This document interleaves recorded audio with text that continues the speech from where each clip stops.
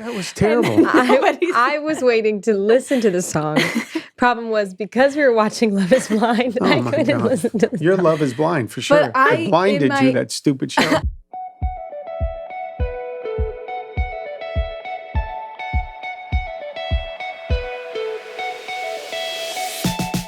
Hello and welcome to another episode of The Family Business with the Alessis, where family is everybody's business. I'm here today in the podcast booth with my oldest daughter that's still home, Lauren Ann Alessi, and my youngest daughter that's still home, Gabrielle Alessi. The final two, and their mother's not with us today, so we're going to be sharing some very interesting information. I think this is going to be a really good podcast because it's going to, I think, bridge a subject that a lot of young people are dealing with, as well as some older people. So it's a good conversation to have. And I have to give some props to Lulls, who came up with this subject. It was my idea. It was your idea. She found this out. Hopefully, your sister Stephanie will listen to this podcast. Oh my goodness. Because y'all have already admitted publicly that y'all don't listen to each other's podcasts. We don't. Why don't you do that? I always hear such good things about Lauren's podcast, and I was like, I don't need to listen to it. Well, that's terrible. And What about Lauren, you? why don't you listen We to already talk so much to each other that I'm like, I already heard the podcast. Oh, Does no. that make sense? Okay. She already knows. Yeah, why don't you tell them about that beautiful text I sent you the other day? So, Yeah. was it Monday? Sunday, after a great Sunday. church service where you served at 2 campuses, I went out of my way to send a nice, Well, we each served at one campus. well, It was a great Sunday. I'm just it making was a this great worse Sunday. for myself. Actually. Thank you It very doesn't much. help at all. I don't know what you're trying to And get. it was I don't know you, what I was trying Stephanie. to prove. You two and Stephanie, and I just Sunday sent at it. 7 p.m. Oh, go ahead, While we read were it. watching Love is Blind, Dad Oh, sends no. us a text with the song Best Parts of Me by Will Dempsey. It's a Christian song. All of you bless me in ways no one on this earth can. Thank you for being great, and I mean great. Knowing each of you were on the platform leading our church today made me the proudest and happiest dad. As you grow up and even end up with a hubby, just remember you'll always be my baby girls. It was very sweet, but none of us answered. Nobody replied. I think I was waiting for someone else to reply, and then I'll be like, okay, now I know what type of text I'll send back. Problem was, because we were watching Love is Blind, Oh I my couldn't God. listen to the Your song. Love is Blind, for sure. I- It blinded in you, my- that stupid show. I read it, and in my head, I responded. Yes. And Yeah. I just didn't. I'm Thank very you. grateful. Your husbands will appreciate that. Honey, I wanted to tell you I love you in my head, but I just just didn't write it haven't. down. Didn't say it. jeepers, that's a man move. It's not a girl move. What's up with know. you? Okay, so now that you have totally humiliated me by that, because most people respond when I send a text, but my own daughters. But then again, I don't feel too bad because you don't even listen to each other's podcast episodes. not. All right, hey, have you read my book yet? I have. I finished it. Perfect. She hasn't. No, we had this discussion. I'm reading a book, and you gave me permission, like this thick, Yes, because getting I had ready to for a study for an test. exam. Lauren's learning how to diagnose people. So Mm. she No, has that's a very different big book. job. That's a completely different And she's book. already diagnosed me 3 times. No. Completely different book. Once I finish that textbook, I will move on to your book. That's Once I great finish because the I exam. did notice when you were watching Love is Blind for that 2 hours, you were blinded by time when you could have been reading my book. But no, I know. Love is Blind is more important. Okay, here's the subject matter. So much. for Lauren, why don't you rest. go ahead and pitch it because it was your idea and I think it's a real good one. So go ahead. And what are we going to be Okay, talking about? Thank God we're moving on to the podcast. Okay, so I was with a group of people yesterday, and it was in a school setting, and we were talking about how basically people working in the school setting were, for lack of a better word, getting burnt out by helping people. They're principal, school counselor, a coach, and it was, I was just sitting in as like an intern, but I was listening to what they were saying, and they were just they weren't complaining, but they were just explaining about how it's a very stressful situation, how their job is to help people and to be there as a principal, a counselor, a coach, but it's not their job to raise other people's kids, right? That's not their job. And I was like, man, this would actually be a really, really great podcast idea because being in ministry, doing what we do, we've kind of become professionals at, especially you and Mom, at not getting weary and well-doing because helping people is our job, and helping people and being there for them, that's what we get to do on a daily basis. But when you're working with people, it can get tiring because people can just wear you out. Yeah. So I was like, this is a great podcast idea. How not to get weary and well-doing. And essentially in the workplace, how to avoid burnout when you are working with people one-on-one. So that's kind of what I thought we should talk about. I think it's a great one. Now, first off, I want to thank whoever those educators were for saying it's not our role to parent these kids. Raise kids. And I appreciate that, because that's not the narrative of some of a very liberal crowd that's out there that is saying we need to parent your kids and tell them what their gender is and walk them through all of their sexual issues as kids. So thankfully, they're letting parents do the parenting at that particular wonderful school that you intern at. But it's a great subject, avoiding burnout, how not to get weary and well-doing. And Mom and I now, okay, so I think we can look at this, because it's not just a matter of your job. Some people say, well, some jobs are more labor-intensive or mentally draining or spiritually exhausting than others. But I see this in every area, because the ministry is an area where I've seen some people get burned out. And then I've seen some people get burned out in education. So it's not a specific place where you can work and say, well, it's because there's more stress there. I mean, these politicians, how in the world do they do it? All the stuff they deal with. So how do we think we could avoid burnout?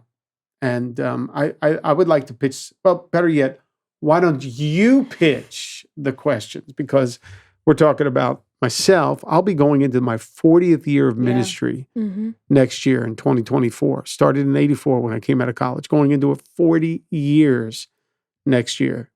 All right? And I love it. So why don't you ask the professional?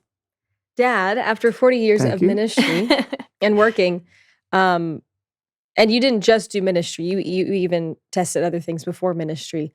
But how do you avoid burnout, getting weary and well-doing? How do you continue to be passionate about the thing that you're doing? Very good question. Right? Because Gabby? I think it's, but quickly, I think it's important to preface, we were talking about this last night.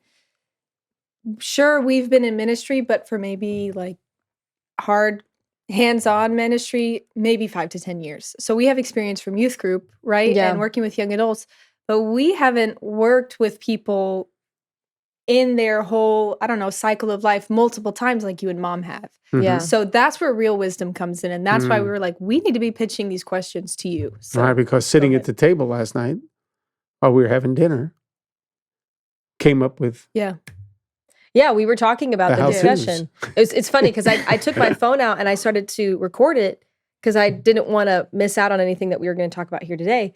And I know that I had come off of a Zoom call where we were working. Exactly. We were working after hours now. So your 9 to 5 thing, 10 to 5 in our case, was over. Yeah. But you took a Zoom call at about 6:30. Yeah. And I was bothered by that because we were wanting to go to dinner. Yes. And then you had another call at 8 8:30. o'clock, 8:30 with a parent. Yeah. And so it was getting in the middle and now going later into the evening, but yet you do it, right? Yeah. And I was talking to people about a situation that we all were saying, okay, let's pace ourselves. We can easily get weary and well-doing in this situation. So let's just keep praying. Let's remember God is the one that helps us. He's our provider. We're not trying to build something. We're helping God, but He's ultimate. So we were all in that conversation of how do we do this, leaning on God, trusting in Him. And then Lauren brought it up at the table. And it was like, this is a great topic, but we don't know the answer to this topic. And as we were venting about it, you were like, okay, so here's the answers. And we're like, yeah, he was just quiet, taking notes. And what are the answers, Dad? How do you get burnout? Or how do you avoid burnout? First off, remember what you said the other day where we were getting ready to go somewhere and you said, okay, here's our week. And the schedule was not the week scheduled during the day. It was the week scheduled during the evening. The weeknights. The weeknights. Yeah. Because every night, pretty much, there was something going on that was getting your attention, keeping you out of the house, and so on. And y'all are young. You're starting young. You have this energy. You don't go home at the end of the day, or you don't go to some coffee shop and veg out all the time. There's things that are usually happening. So here's what I would say. And I'm, again, going into this 40 years, watching my mom and dad. My dad never wanted to give up. He just up to the very end, always was active. He loved coming around church, loved ministry. My mother-in-law, Faith, she still goes strong. Yeah. Okay. So we've got great role models ahead of us that avoided the burnout of the ministry. So I think, first off, if we're going to look at this, and I'm going to come at it for a minute from a spiritual perspective, because I look at the words of Jesus, and here's the first thing that came to my mind when we thought about burnout. My yoke is easy and my burden is light. Yeah. My yoke is easy. The responsibility that you have to carry on the work of ministry or whatever I've put in you to accomplish. My yoke is easy. The yoke is what you've been tasked with in life. My yoke is easy. It's not that heavy. It's not that burdensome. He goes on to say, then my burden is light. It's not really that heavy. It shouldn't be so consuming you that you're burning out, that already in your 30s, you're like, I got to have a ministry shift or a career shift. I got to change things. And by the way, young people in your day, they are changing careers 2 or 3 and 4 times. They're always looking for something new. Well, I'm tired of doing the old thing. I'm tired of doing this, that, and the other. Here's how I think you first have to find your sweet spot. Yeah. Okay? Because everybody needs to have one. And it's called a calling. So here's my first question to you. If you're struggling with burnout, my question to you is, are you called to this? Because if you're not called to it, then forget it. Yeah. You're going to spin your wheels. It doesn't matter how much work you do or how little work you do. If you're not called to it, you're going to get burned out. Yeah. And here's what I know about what we do. I love it. And doing it for almost 40 years, I still love coming around seeing the people. I still love seeing the programming take place. I love how the office works. I love how the programming works. I love to see the staff come together. I love hearing strategies, how we're going to do things different, how we're going to do things better. It's exciting to me and to your mom because we really are called to it. Yeah. Which, when you start looking at 2 people coming together, even with marriage, you better both be on the same page. You got to make sure your calling is similar in life. Yeah. It may not be to work together, but how about the calling to your family? You got to be called to raise your kids. That's what you're supposed to do anyway. Yeah. Why do you get married? You get married to have a wonderful life, but also to raise kids and to build a family. That's a calling. You don't give those responsibilities to somebody else at the daycare or at the school system or at the high level of education. It's not up to that professor to raise and educate your kids to the highest degree. That's what a parent is for. Yeah. So the first thing I would say is, are you called to it? Yeah. Because if you're not, then there's going to be this constant resistance internally, and you're going to start looking for something else to do with your life. Yeah. And we always said this early on in the ministry. If we could do something else, then do it. Yeah. Because in our line of work, if you have the option of painting houses, selling cars, building businesses, whatever that is, if you have that option in your heart, then you're not called to do the ministry. Yeah.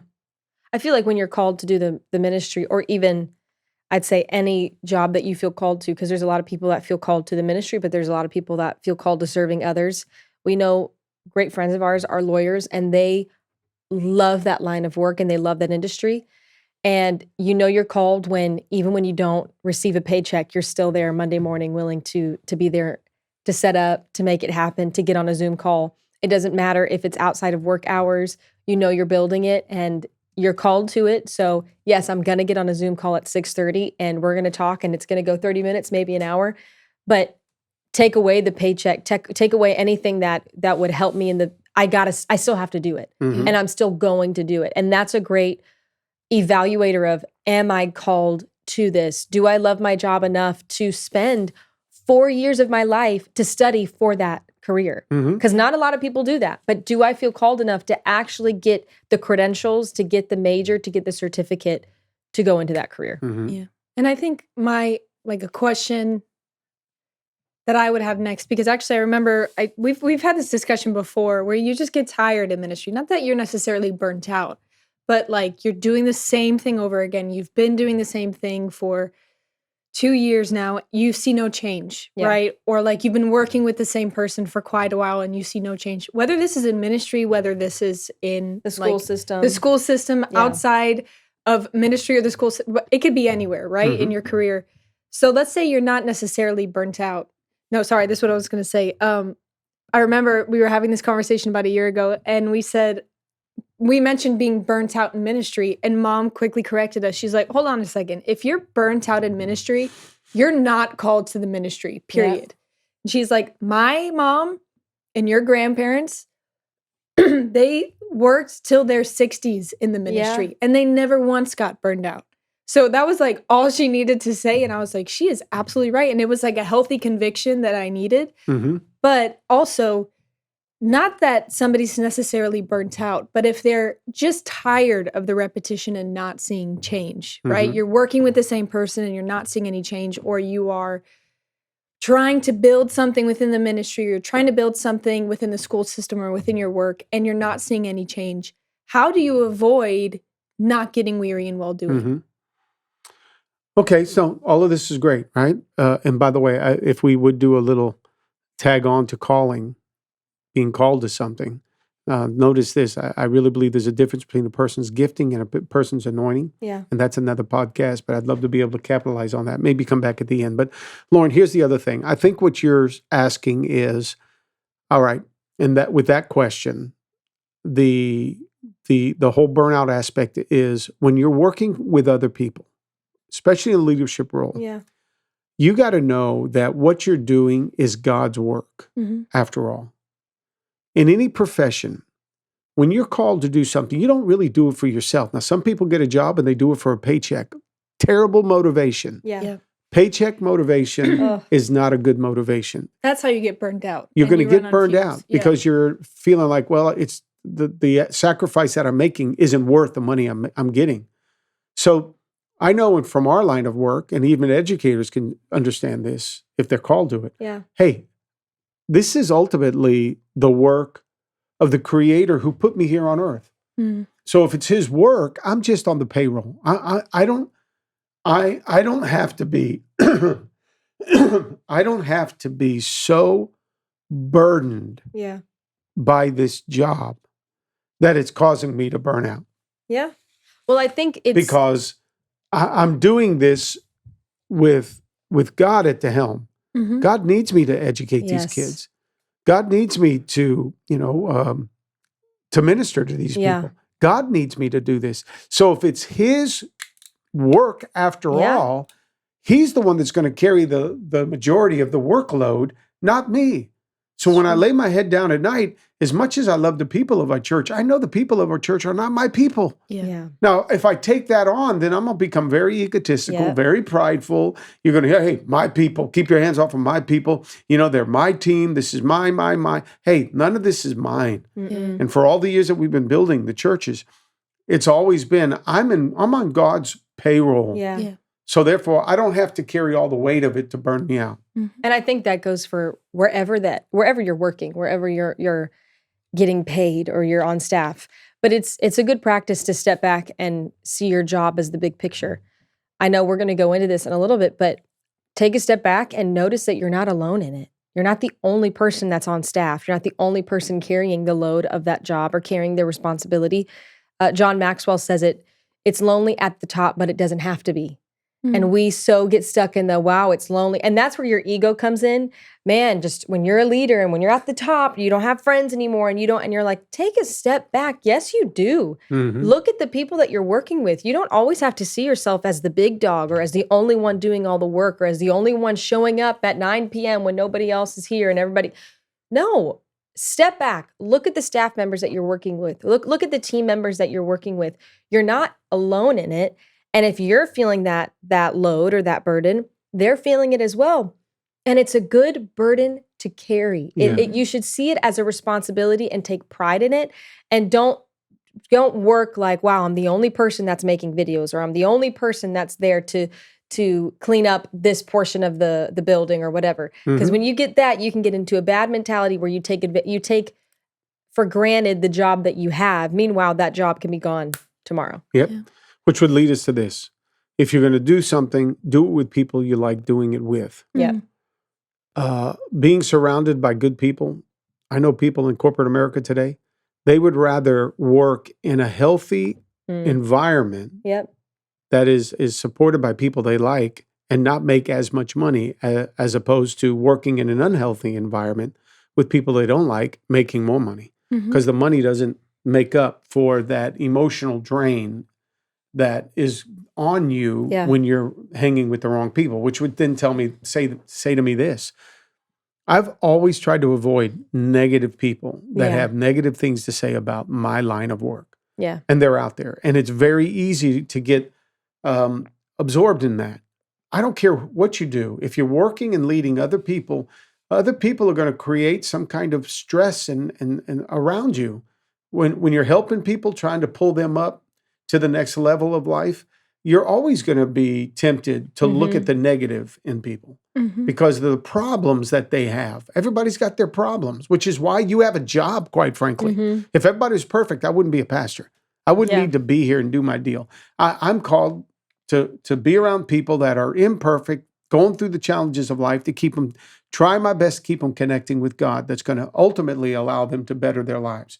So if I start looking at the negatives of the people that I'm trying to help, it's going to weigh me down. Yeah. So I want to make sure that the people that I'm working with are not stressors, negatives, Nancy's, always trying to bring up the bad side of my job and my profession. No, I'm going to hang out with people that share my same values, that are positive, that want to get the people where I want to get the people. And that's going to take the stress off of my job, which could cause me to be burned out. You got to surround yourself with the right people. If this is the workplace, man, stay out of the lunchroom if all they're doing is talking negative about their job. Or your boss. Or the boss. And by all means, stay away from the person that's always putting down the supervisor or the boss that's above you. Stay away from those people because it's just going to drain you. And God forbid you pick up that negative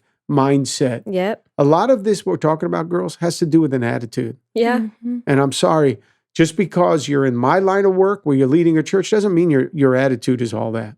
People need to get their attitude saved. Yeah. They need to get that working. Yeah. So that makes a big difference. Who are you working with? And make sure you're hanging out with the right people that you like working with. They don't even have to be the coolest people on the job or the smartest. No. But they're likable. Yeah. Yep. And one of the things I like about this podcast is we called it like, avoiding burnout, because probably that's something that people could like relate to right away. But what I like is that we're really fixated on how to not get weary in well-doing, because that's a biblical application of this.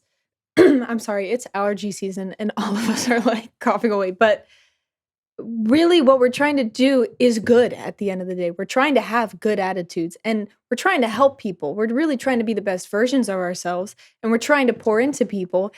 But how do you not get weary in that? And that's what we're talking about today. Burnout is just you've worked too hard in your job. You've physically and mentally and emotionally exhausted yourself too much and you're burnt out by that. This is more than that. This is you're trying to pour into people. You're trying to do good and you're getting tired because you're not seeing results, which is what I like about this podcast so much. And what I loved about the last 2 points you just made, which was no, it's God's work after all, and also do it with people you like, is that it reminds me of when Jesus is sending out the disciples to do work. And one of the things he tells them is he's like, if they don't accept you, if you walk into somebody's house and they don't accept you, shake the dust off your feet. Yeah. Essentially, walk away. You tried, you did your job. They're not accepting of it. And I think that's such an important point to make. If you're trying to do good and somebody's not accepting of it, don't get yourself emotionally involved in it too much. You're doing God's work. You don't need to be liked by everybody. And that's one of the things you've taught us so well that it saved us so much time and emotional capacity to where people don't have to like us all. Not everybody has to be a fan of what the Alessis are doing. we just need to fixate on the good. And if they don't like us, we shake the dust off our feet Yeah. and we move on. And we fixate on the ones that are willing and open. Yeah. Mhm. With that being said, we know that there are seasons where it's really good. Good. And a lot of people are like, we're loving what's going Yeah. on. Mhm. But then we also know that there are seasons where there's no movement and there's no growth, or it seems like everybody hates you, right? Yep. So the seasons come up and down. What is some advice you would have to people who are getting weary, right? Because the seasons are changing, the seasons are going up and down. Perfect. Part of your year, I try to look at the whole year. Part of the year of doing what you do in your line of work always should be seen through the lens of the seasons. Yeah. All right. So I know at the beginning of the year, we better be ready to work real hard. And it's going to cause us to put a lot of focus and energy on January, February, March, up to April, which is going to then be Easter. So we're going to kill it. We're looking at growth. We're looking at external numbers in our church, programming and everything to get us ready for Easter. Once Easter comes, it's like an exhale. Okay, now it's time to rest a little bit and say, what will I start to work on now? Because naturally, as we've just seen after Easter, the crowds go down a little. Yeah. So you start to have this accordion effect. Easter, it's real big. After Easter, bring that accordion in. Things are not going to be as big, so don't fret on it. Anticipate it. Yeah. I start to anticipate it. Now I know there's a different kind of growth that's going to take place. So I expect it to not be a growth season as we now go through the summer, right? Yep. So I'm okay with it. I'm okay that the big numbers are not out there in the You're seats. not emotionally I'm involved. not emotionally going home. I'm almost anticipating, just knowing, okay, this is what the crowd's going to look like. Here's what I'm going to be speaking to, who I'm going to be speaking to. Here's what I'm expecting with the funding coming in over the summer. This is what we know needs to be done. Then I realize, all right, here's about August. I'm ramping back up again, because we're going to hit it real strong September, October, November. And whereas it's used to be December, we just chill and have family time until mom started doing all these crazy things with us. I just knew those last 4 months were going to be another growth period. So knowing the seasons, growth, not so much growth in the summer, but growth at the end of the year to then get ready for the new year. I just knew how to anticipate what would be the lulls, the highs and the lows, so that it wouldn't get to my heart and cause me to then break down and get discouraged. It's a different kind of growth that takes place. We're growing all year long. The organization is growing, but sometimes it's internal, sometimes it's external. And in the school system, for instance, during the summer, teachers take off. It's a whole different vibe for them. The educators get a break because they're killing it for. So the same way that they do that, we should be looking at areas of our own areas of growth or with our work. Yeah. Maybe at the first part of the month, things are hard, but maybe the last part of the month, they're not. Just anticipate some of the seasons when it comes to growing. Yeah. Then let me also say this. I would encourage you to not burn out and not get weary in well-doing. See the fun in what you're doing. Not the negative. Not the work. Yeah. Don't focus on that. But what's the fun aspect of it? I know David and Tony next door with the construction group, for construction. When they start, I'm always amazed at their line of work because they start with nothing, an empty parcel of land, and they go to work, and when they're finished with it, there's a beautiful building that they've had to build. And it's not just the concrete going down. Now it's, as you get higher, you put walls, you put the roof, but then you go in and you're putting doors, you're putting door knobs, you're putting toilets, you're doing lighting, you're doing AC, you're doing this beautiful decor. When it's all said and done, it's a lot of work and a whole lot of money. They're doing $40, $50 million job projects. Yeah. But at the same time, when it's finished, you have such a feeling of accomplishment that it's rewarding and it's fun. I would say always focus on what the reward is going to be and make it fun. Yeah. Because the work is always going to be work, and I don't care what it is. It's the only 4-letter word we don't like to use in this day. It's going to cost you some time and energy and mental space, effort, sacrifice. It is what it is. That's why you work for it. Get paid for it. But look for what is fun. In our line of work, seeing marriages stay together and prosper. Young kids getting married. Seeing y'all play the other night on Monday out there at the Dadeland campus at 11 o'clock at night.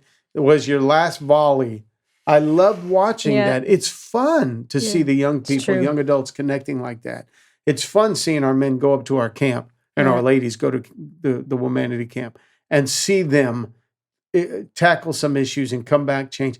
All of that to me is fun. So I would encourage you to see the fun in what you are doing. And when you do that, then you'll recognize, okay, I'm contributing to something. Yeah. I mean, come on. What if you were a soccer player or a football player, baseball? Oh my God. You're playing a game and you're getting paid for it. Are you tired?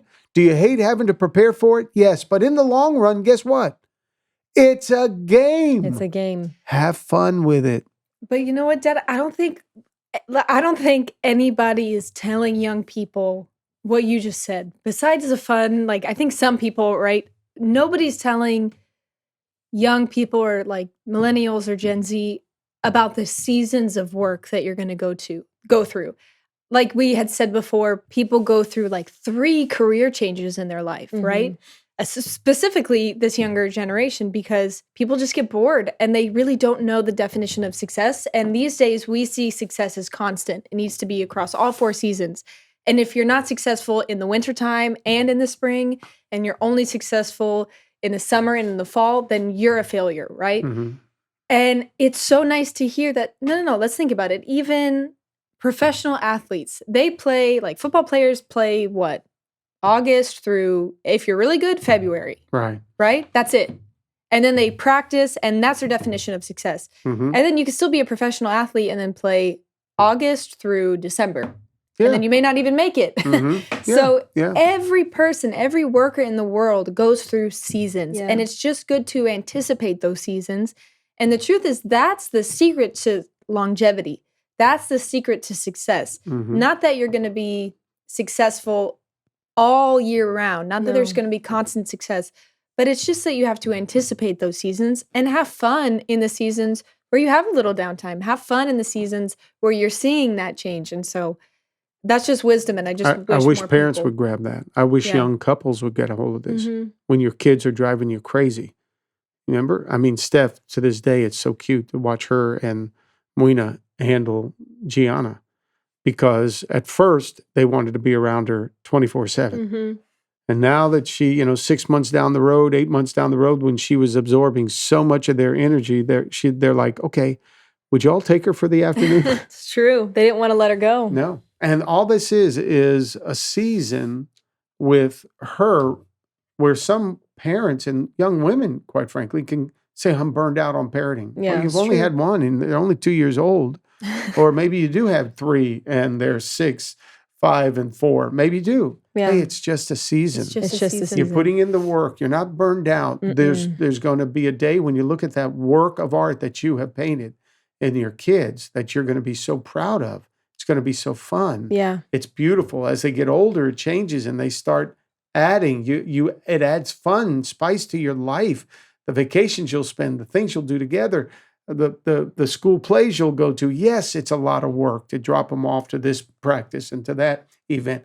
It is, but you're not going to get burned out. I wish you would just kind of, let's get rid of that term. Yeah. Because you don't have to burn out. You can't say that word. I just would rather do this in my life. Okay? Dad's 62. I'm not going to burn out. I'm just going to blow up. One day, boom, it's all over because gave it to the end, but in nice bite-sized pieces that made the journey so much funner. Because I'll tell you right now, just releasing the book, I never thought I'd release a book, right? Just releasing the book, doing that deal, having these grandkids come around, seeing the church at the season that it is in, seeing you girls with your brother, your future spouses on the platform, seeing Marina up there with Steph, which is what inspired me watching y'all on Sunday to write that text you didn't even reply to. That really is. This is the best season of my life. And there's no such thing as burnout for us. Yeah. And your mom's the same way. Yeah. I mean, right now she's shopping for furniture in South Carolina with a few ladies in the With church. a broken arm. A broken shoulder, yes. Last week, she's on the road spending time, and gets sick and come home. And then she's out of commission for a couple days. I got to continue nursing and taking care of her. You know what? She doesn't burn out. Mm-mm. We just don't believe in that. So No. we're not going to get weary in well-doing because over the years, we've learned, one, we're called to this. Yeah. Yes, we're doing the work, but ultimately it's God's work after all.